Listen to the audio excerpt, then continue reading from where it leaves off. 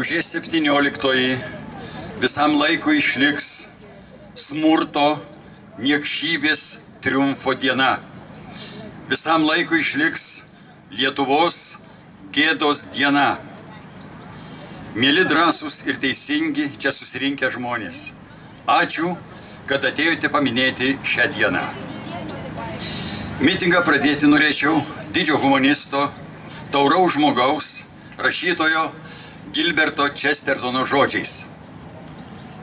Jeigu šėtonas įtikinėja jūs, kad kažkas pernelyg baisu jūsų akims, pažvelkite. Jeigu jis sako, kad kažkas pernelyg baisu jūsų ausims, išklausykite. Ir jeigu jis sako, kad kažkokia tiesa nepakeliama, priimkite ją.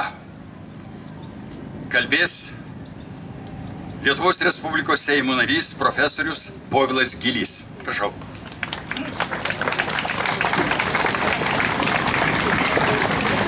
Labadiena, Lietuvos piliečiai. Geriausi Lietuvos piliečiai. Kas yra pilietis? Pilietis tai žmogus, kuris rūpinasi savo pilimi, savo valstybę, jos dabartimi ir ateitimi. Pilietis, aišku, ir tas, kuris turi pasą, bet jis truputį blogesnis. Jeigu pilietis dar žiūri, stebi ir pergyvena, jis irgi neblogas pilietis.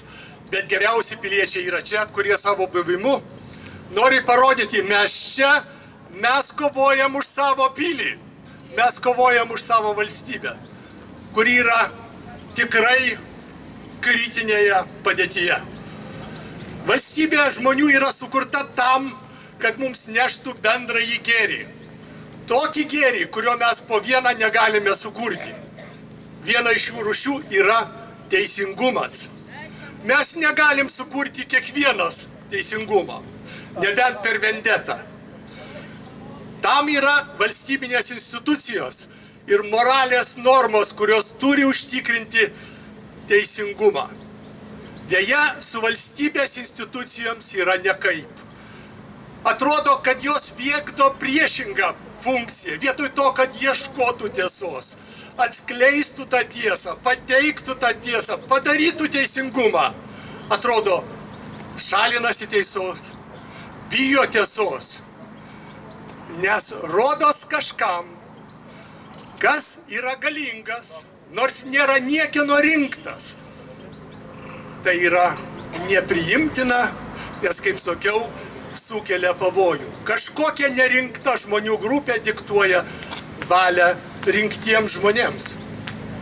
Ir tai yra tragiška situacija. Praėjo metai nuo gegužės 17 dienos tragedijos Klonio gatvėje.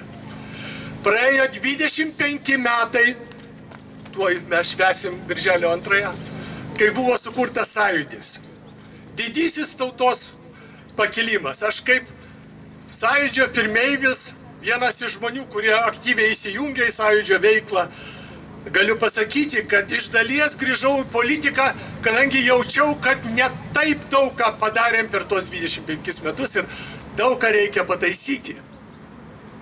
Nes tame sąjūdyje ir ypač Baltijos kelyje buvo aukščiausia moralinė viršūnė pasiekta. Tiek sutarimo, bendro sutarimo, bendrųjų tikslų supratimo nebuvo mūsų tautoje, manau, niekada, nei prieš tai, nei po to.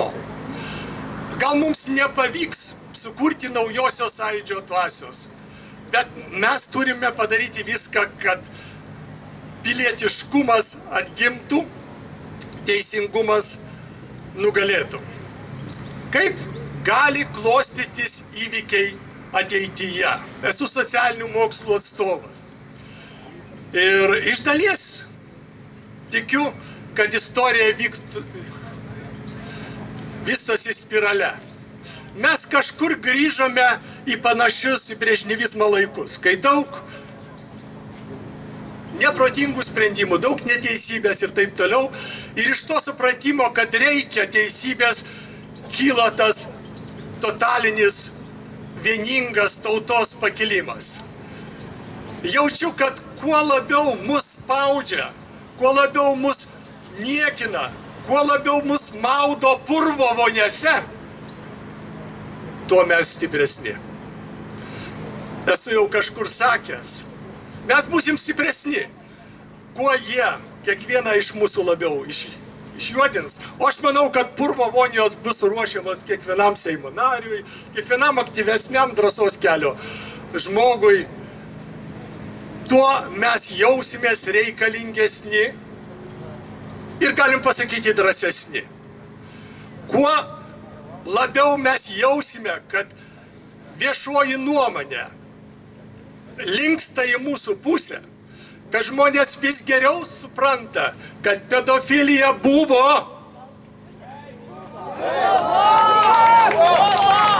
kad pedofilai nebuvo nubausti, kad galimai žuvo nekalti žmonės.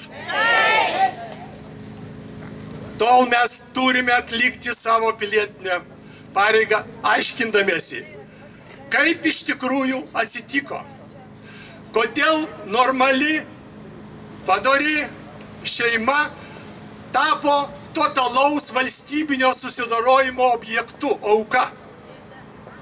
Aš manau, kad tai yra gėda.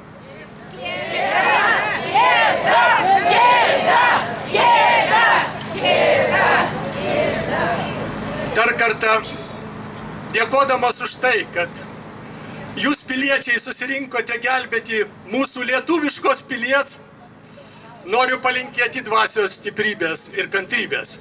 Gal ta pergalė neteis rytoj, gal jinai neteis poryt, bet ji yra neišvengiama. Ačiū Jums.